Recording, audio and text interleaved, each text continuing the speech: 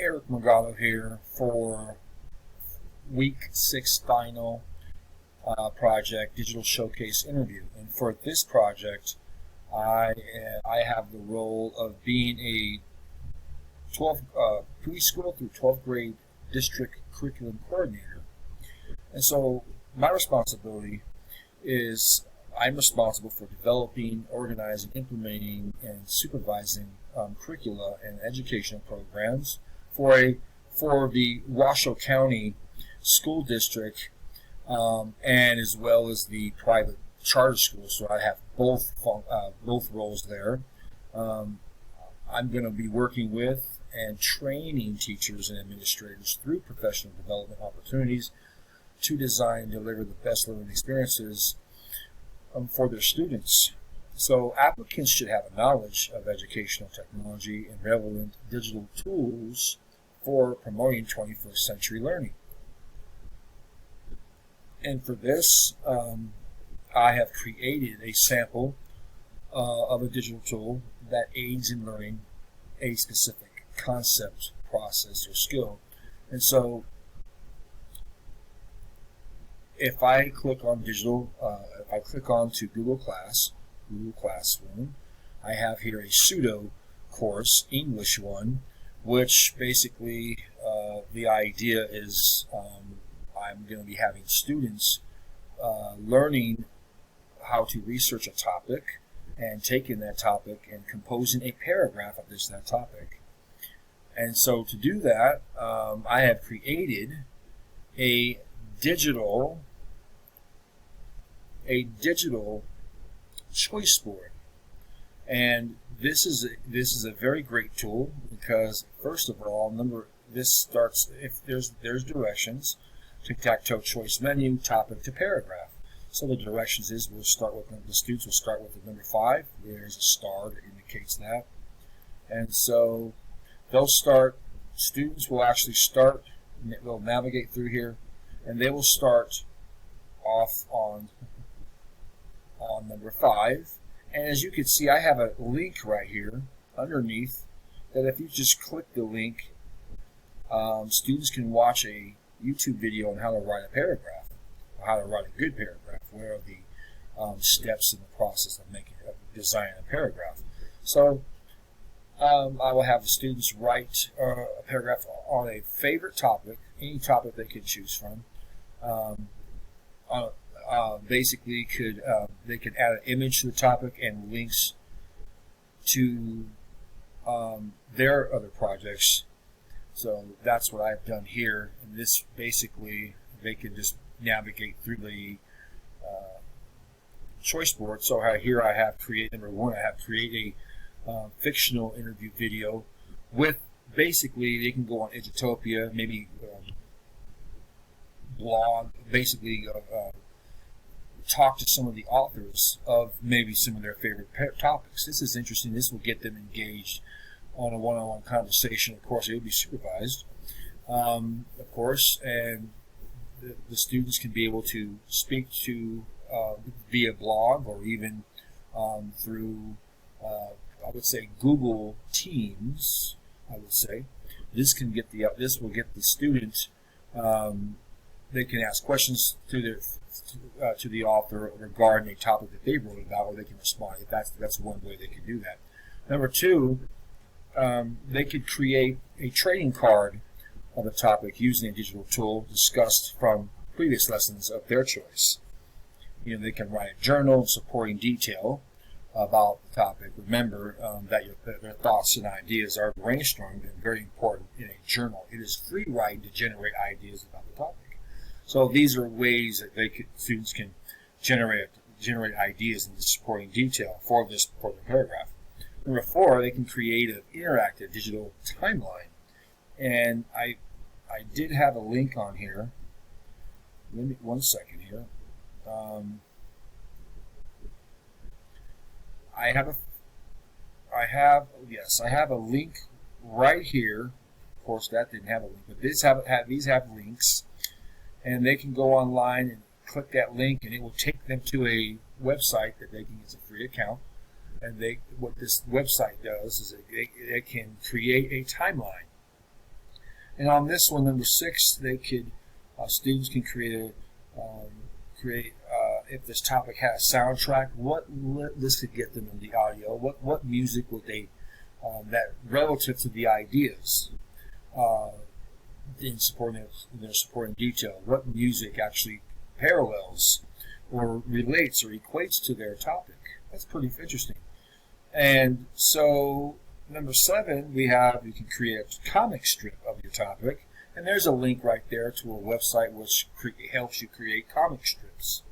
And of course, number 8, there's a brainstorm map, and there's a website there. There's a link that goes right on that students can just click, and there's a website that I've chosen that they can go ahead and help them brainstorm their topic and create a map, and basically have a visual. And then number 9, this is my favorite, is to create a storyboard. And so these are very great tools. Of course, right here I have a mind map. Let me go back. They have a mind map, but they can just go on that website. Storyboard. Like I'll just show you here. They can go on this website here. This you can see this. This is pretty fun. They can go on. My computer is slow, so I apologize. I might get loose points for this. Mind up. They can go on this website. In this website, they can create. I believe, they can sign up, and they can create a mind map for that. I think that's pretty fun to do. And the storyboard, the same thing. They can click on the link, and they can go on the website and create a storyboard, and basically put all this together and keep it in a journal, actually, so they could see not only the storytelling. Right here is a great website.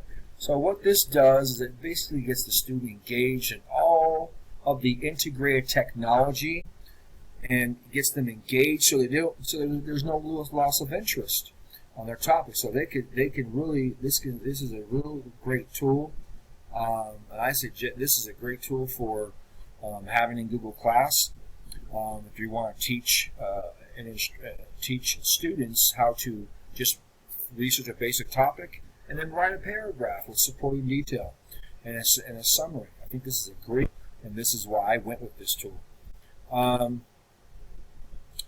Let's see here, 1 second. So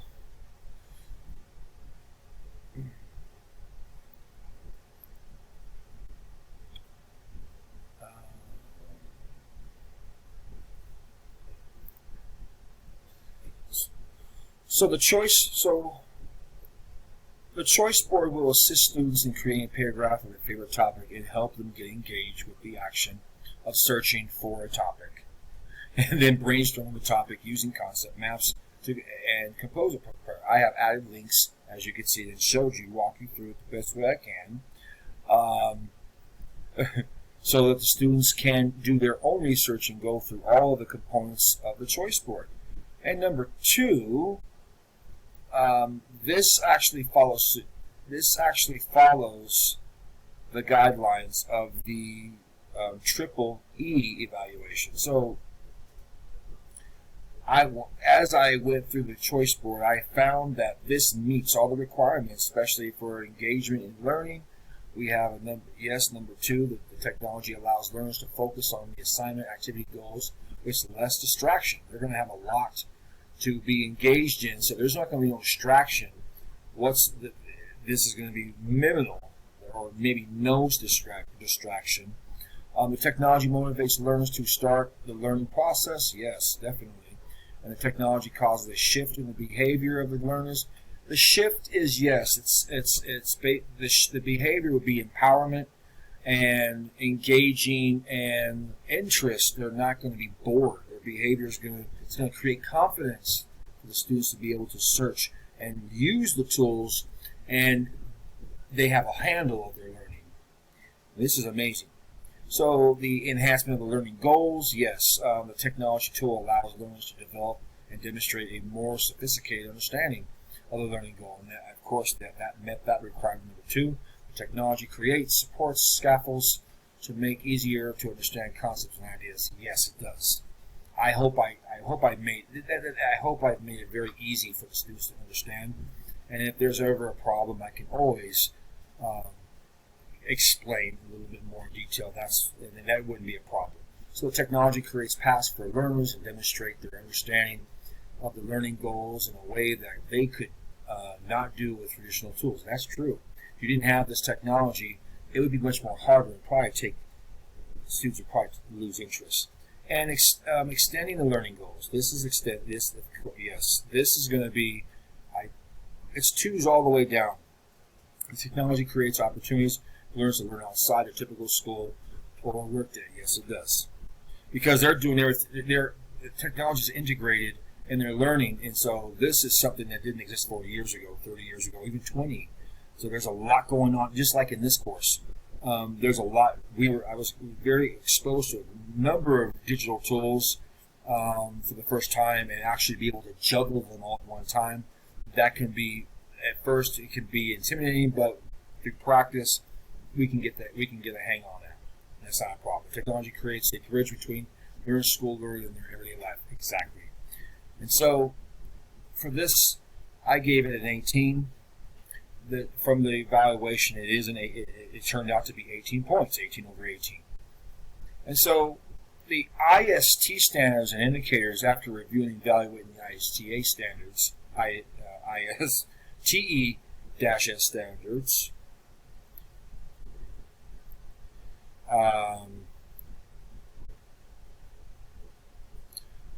and there's a copy of it right there, and I have it on a Word document so I can follow my notes. Again, my tool aligns with the ISTE standards by first empowering the students. Of course, I'm just quoting from IST students leverage technology to take an active role in choosing, achieving, demonstrating competency in their learning. This is true because I'm allowing the students to choose a topic. And so this is where the empowering for students, this gives them confidence. The behavior is better for them. There's a lot of confidence. They're happy. It's giving them interest. They want to learn. They want to delve into the desktop or an iPad or laptop computer to do their research and go on the various Google tools or Google search engines. And so my digital board has many aspects of integrating technology, like using digital tools to create and design storyboards and making video using YouTube and many online free software. Secondly, students are knowledge constructors. Students critically create a variety of resources using digital tools to construct knowledge, produce creative artifacts, and make meaningful learning experiences for themselves and others. And number 3, students are creative communicators. This was very important. Students communicate clearly and express themselves creatively for a variety of purposes using platforms, tools, styles, formats, and digital media appropriate to their goals. And the goals, of course, for my digital board would be the fact that they're going to learn. The goal is to learn how to compose just a simple paragraph. Paragraphs are sometimes hard to compose, but after practice and having a process, and there's a goal to achieve each of these, the student becomes very they're empowered, they're happy, they're motivated, and they're not afraid. They're not afraid if they make a mistake, they can correct the mistakes. So this is a very great tool, and this was fun for me as an educator to create this digital board.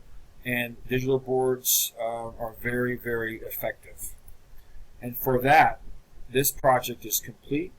And after evaluating it to the standards, I have to say that this assignment for me, just off the record, this assignment and project was very, very. It helped me integrate all of the tools that's offered in the class, to use them just like I'm using it now for the first time. This is the first time I'm actually